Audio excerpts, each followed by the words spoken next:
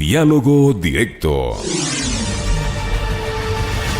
Son las 12 horas con 36 minutos, 12 con 36 minutos en Punto Noticias, segunda emisión. Luego del 12 de septiembre próximo, Ecuador enfrentará la pandemia del COVID-19 sin toque de queda, sin restricción en la circulación vehicular mediante el último dígito de la placa y sin la intervención de la policía o de las Fuerzas Armadas en los controles. Además, sin la ley seca, entre otras medidas que se han dispuesto para frenar esta pandemia. En ese escenario, queremos saludar al doctor Alberto Narváez, investigador, epidemiólogo y docente universitario. Doctor Narváez, buenas tardes. Le saluda Licenia Espinel. Bienvenido a Punto Noticias a través de Pichincha Universal. ¿Estamos preparados para enfrentar este escenario que se nos viene a partir del 12 de septiembre próximo con el levantamiento absoluto de las medidas de restricción y obviamente del estado de excepción?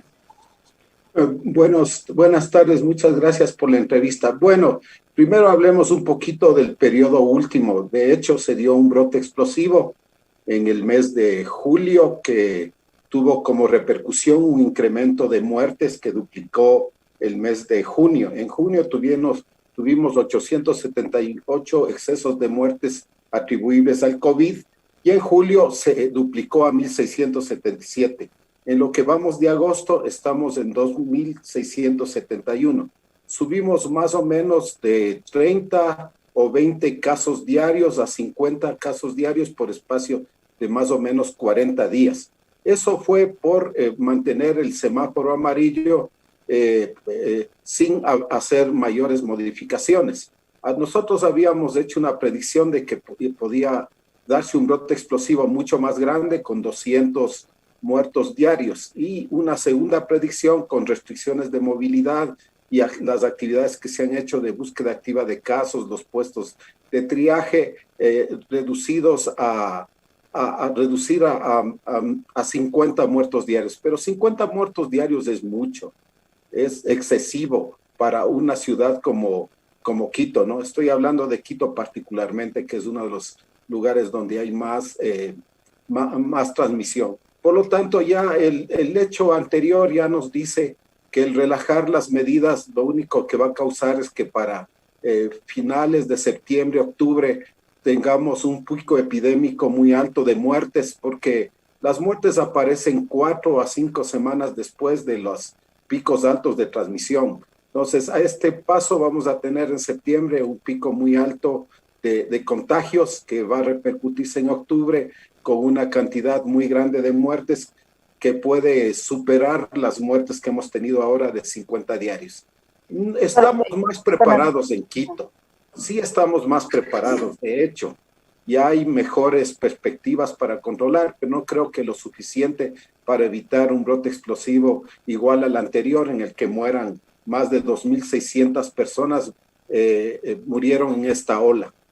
Doctor Narváez, sin embargo, el ministro de Salud ha reiterado esta mañana al presentar esta campaña Yo Me Cuido, con la que pretenden reemplazar las medidas restrictivas y dejar esta responsabilidad en manos de los propios ciudadanos, que la tasa de contagio se ha reducido en 22 de las 24 provincias del país y que la mortalidad que tiene el Ecuador es relativamente baja en relación a otras naciones de la región.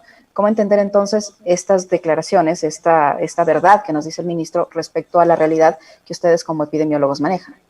Bueno, yo no sé cómo analiza el ministro, pero tener 50 muertos diarios en Quito es un número elevado que supera también la capacidad de los servicios de salud.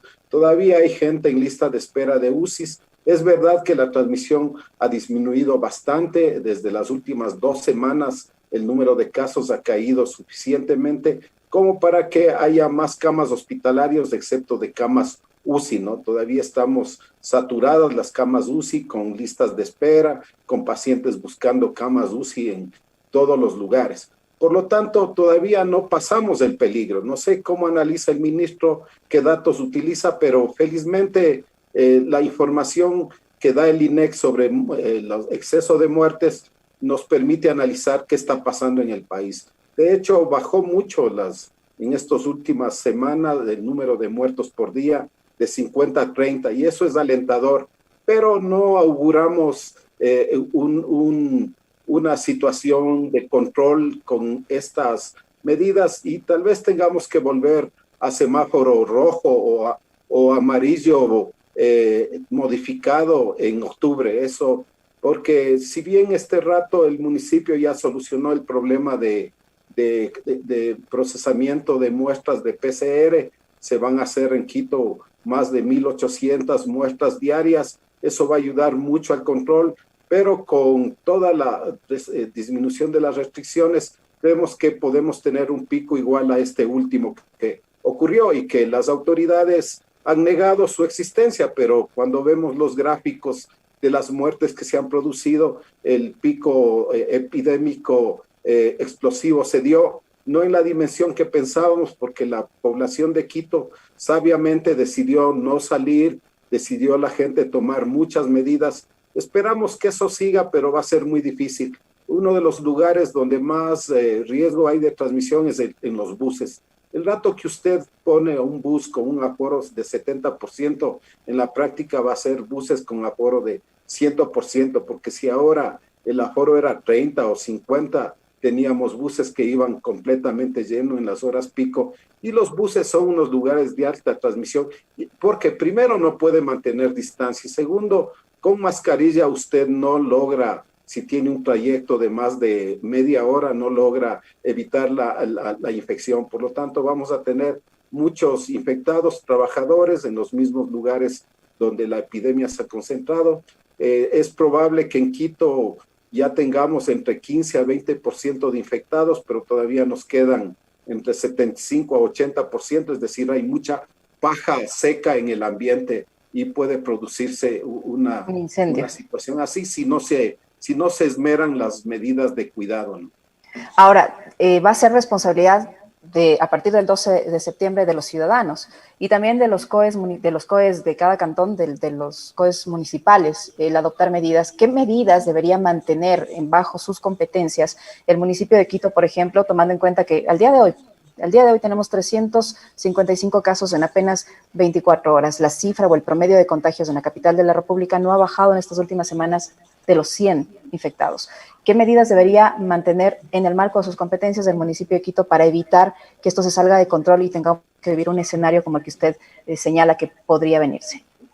Bueno, cada COE debe analizar la situación epidemiológica, los riesgos que tiene, la situación de riesgo futuro, porque ciudades de alta densidad poblacional como Quito, de una población muy activa comercialmente y desde el punto de vista económico, con mucha movilidad, la situación es mucho más difícil que otras provincias, aunque este momento, durante esta semana, Ambato, Tulcán, Ibarra presentan mayor transmisión. Entonces, la situación debe analizarse en función de cada realidad. Y yo puedo opinar de Quito, que he estado siguiendo muy de cerca. Si bien está bajando la transmisión importantemente, el riesgo de nuevos olas explosivas no ha pasado, con muertos en exceso que pueden haber, porque no podemos dejar que haya nuevamente 3.000 muertos por una desidia o por una visión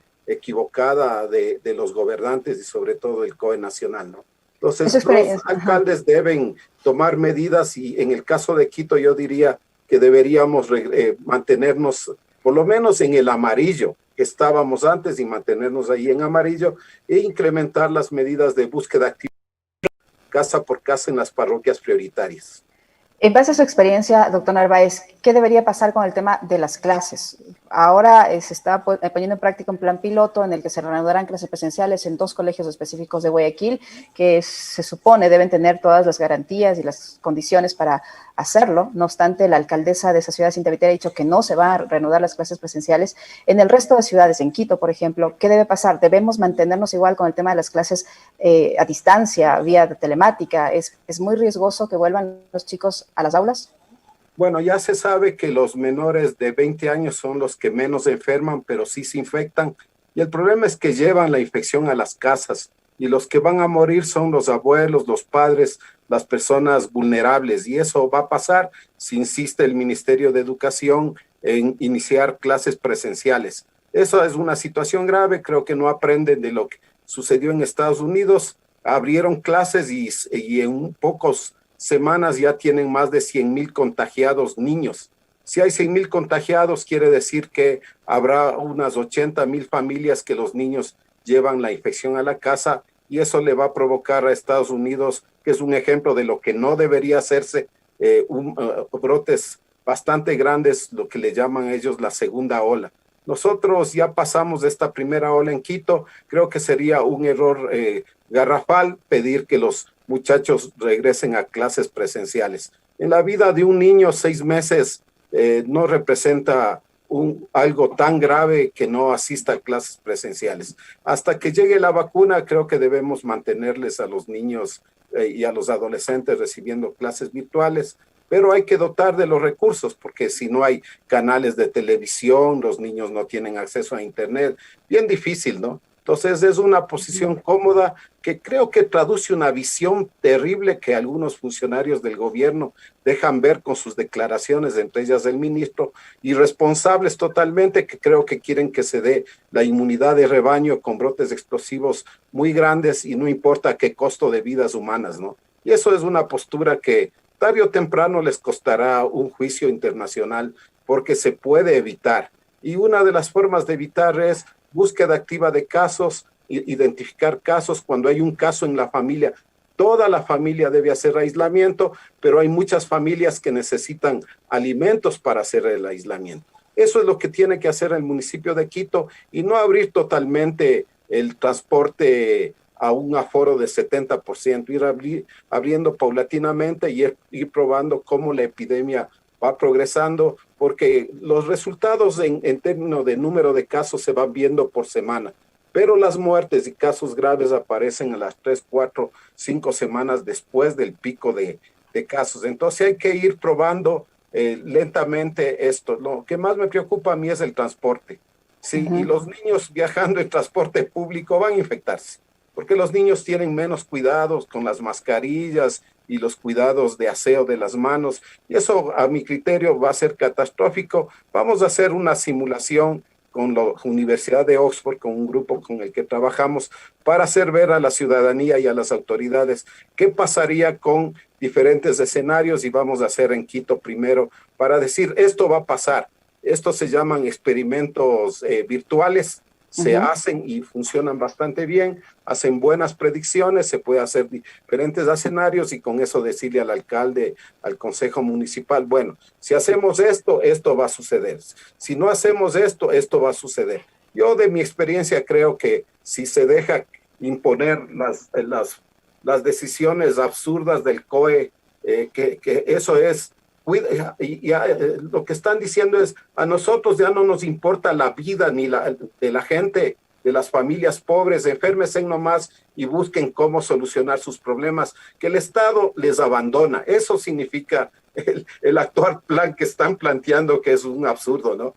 Hay que ir, creo que de una manera más consciente, sesuda, y pensando también en que las muertes dejan huérfanos, dejan hogares destruidos y la pobreza se va a incrementar. Ya hay mucha pérdida de empleos, vamos a tener muchos muertos porque los que más están muriendo son personas de 40 a 60 años, ¿no? Muchísimas gracias, doctor Narváez, por su información. Estaremos pendientes de los resultados de ese experimento que menciona, que sin duda va a ser de mucha validez para que las autoridades municipales al menos lo tomen en cuenta y tomen las respectivas decisiones. Gracias, doctor Narváez, por su tiempo, por la información que nos ha proporcionado. Alberto Narváez, investigador, epidemiólogo y docente universitario, ha estado con nosotros en Punto Noticias, segunda emisión. Gracias, doctor. Punto Noticias. Estamos cerca de usted.